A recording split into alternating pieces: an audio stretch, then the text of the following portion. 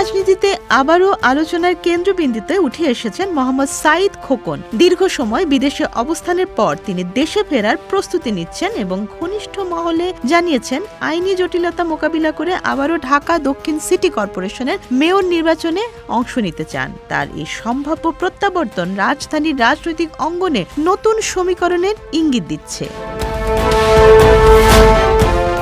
সাবেক মেয়র বর্তমানে অস্ট্রেলিয়ায় অবস্থান করছেন বলে জানা গেছে। দুর্নীতি দমন কমিশনের করা একাধিক মামলায় তার সম্পদ জব্দ ও ব্যাংক হিসাব অবরুদ্ধ রয়েছে। গুলশান ও বনানীর একাধিক ভবন, বাড়িধারার সম্পত্তি এবং উচ্চ মূল্যের বন্ড বিনিয়োগ সব মিলিয়ে আইনি চাপ কম নয়। তবে তার ঘনিষ্ঠদের দাবি, তিনি এসব অভিযোগকে রাজনৈতিক উদ্দেশ্য প্রণোদিত হিসেবে দেখছেন এবং দেশে ফিরে আদালতের মুখোমুখি হয়ে নিজের অবস্থান পরিষ্কার করতে চান। তার বিশ্বাস, আইনি লড়াই চালিয়েই রাজনৈতিক মাঠে ফেরা সম্ভব।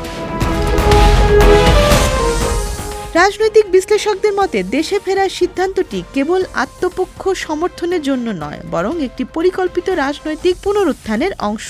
সাম্প্রতিক সময়ে প্রধানমন্ত্রী হিসেবে দায়িত্ব নেওয়ার পর তারেক রহমানকে অভিনন্দন জানিয়ে তিনি আলোচনায় আসেন। এটি অনেকের কাছে নতুন রাজনৈতিক বার্তা হিসেবে বিবেচিত হয়েছে। দীর্ঘদিন আওয়ামী লীগের গুরুত্বপূর্ণ নেতা হিসেবে পরিচিত ছিলেন, যদিও আওয়ামী লীগ শাসনের শেষ সময়ে কিছুটা কোণঠাসা ছিলেন। তিনি দাবি করেন আওয়ামী লীগ সরকারের সময় দলীয় নিপীড়নের শিকার হয়েছিলেন।